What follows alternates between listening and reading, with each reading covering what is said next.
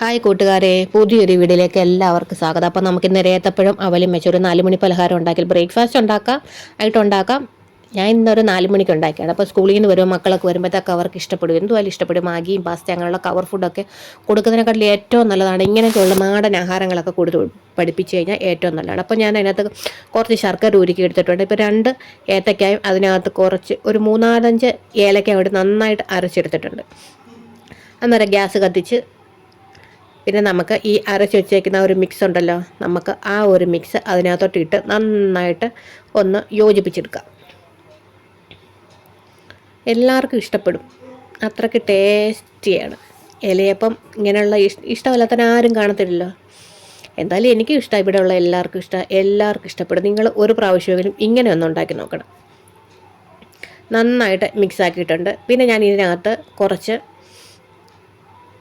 ജീരകം വറുത്ത് പൊടിച്ചത് ചേർത്തിട്ടുണ്ട്. ജീരകം വറുത്ത് പൊടിച്ചതും പിന്നെ ശകലം ചുക്കും. ആ ഒരു ജീരകം വറുത്ത് പൊടിച്ചതിന് ടേസ്റ്റാണ് മുന്നിൽ നിൽക്കുന്നത്. നല്ല ഒരു ടേസ്റ്റ് കേട്ടോ. ഇപ്പം തന്നെ എന്താ ഒരു മണമെന്നറിയാം. ഇങ്ങനെ വേണമെങ്കിലും നമുക്ക് കഴിക്കാം. ഏത്തപ്പഴ പായസം പോലൊക്കെ നമുക്ക് കഴിക്കാം. ഇച്ചിരി നെയ്യിൽ ശകലം അണ്ടിപ്പരിപ്പും കിസ്മിസും ഒക്കെ ഒന്ന് വറുത്ത്, അല്ലെങ്കിൽ തേങ്ങ മുറിച്ചിട്ട് തേങ്ങ ചെറിയ കഷ്ണങ്ങളാക്കി ഒന്ന് വറുത്തിട്ടാലും നല്ല ടേസ്റ്റാണ്, കഴിക്കാൻ നല്ല ഒരു ടേസ്റ്റ്. ഇപ്പം തന്നെ എന്നാ മണമാണിപ്പാ, ഭയങ്കര മണം. അന്നേരം മെയിനായിട്ട് ഇൻഗ്രീഡിയൻസ് ഞാൻ ചേർത്തിരിക്കുന്നത് അവലാണ്, വെള്ള അവൽ. അപ്പോൾ ഒന്ന് കഴുകിയെടുത്തിട്ടുണ്ട്.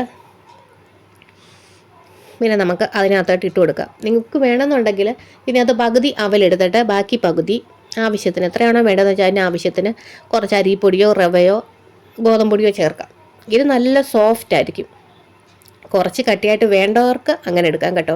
ഇവിടെ ഇങ്ങനെ എടുക്കുന്നതാണ് ഇഷ്ടം. അപ്പം നന്നായിട്ട് ഞാൻ മിക്സ് ആക്കിയിട്ടുണ്ട്. ഞാൻ ഈ ശകലം റവ ഇട്ടിട്ടുണ്ട് കേട്ടോ. ഇത്തിരി റവയും കൂടി ഇട്ടിട്ടുണ്ട്. നന്നായിട്ട് യോജിപ്പിച്ചെടുക്കാം. നന്നായിട്ടൊന്ന് യോജിപ്പിച്ചെടുക്കാം. പിന്നെ ഞാൻ അതിനകത്ത് കുറച്ച് നെയ്യും കൂടി ചേർത്തിട്ടുണ്ട്. അപ്പോൾ ഒരു പ്രത്യേക ഇതെല്ലാം കൂടെ ആയപ്പോഴത്തേക്ക് എന്താ ഒരു മണമെന്ന് പറയും. നല്ല ഒരു മണമെന്ന് വെച്ചാൽ പൊളി മണം, ആർക്കും ഇഷ്ടപ്പെടും. ഇത് കഴിക്കാത്ത ആരും കാണത്തില്ല, എല്ലാവർക്കും ഇഷ്ടപ്പെടും, തീർച്ചയായിട്ടും കഴിക്കും. അന്നേരം ഞാൻ ഇതിനകത്ത് വാഴയിലക്കകത്ത് എടുത്തിട്ടുള്ളത്. അപ്പം നമ്മുടെ കൈ ശകലം വെള്ളം ഒന്ന് തൊട്ടിട്ട് എടുത്തു കഴിഞ്ഞാൽ കൈ ഒട്ടിപ്പിടിക്കത്തില്ല. വേണമെന്നുണ്ടെങ്കിൽ തേങ്ങ ചേർക്കാം. ഞാൻ തേങ്ങ ചേർത്തില്ല. തേങ്ങ തിരുമ്പാൻ ഭയങ്കര മടി, എനിക്ക് ഇഷ്ടമല്ലാത്ത ഒരു എന്ത് ജോലിയും ചെയ്യും, എനിക്ക് തേങ്ങ തിരുമ്പാൻ ഇഷ്ടമല്ല.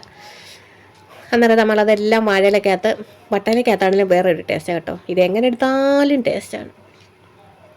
അന്നേരം ബാക്കിയും കൂടെ ഉള്ളത് നമുക്ക് നന്നായിട്ട് എടുത്ത് രണ്ടായിട്ടൊന്ന് മടക്കി വെച്ച് കഴിഞ്ഞാൽ നന്നായിട്ട് ഒതുങ്ങിയിരിക്കും. അത് നന്നായിട്ട് ആവി കയറി ഒരു 10 മിനിറ്റൊക്കെ ആവശ്യമുള്ളൂ.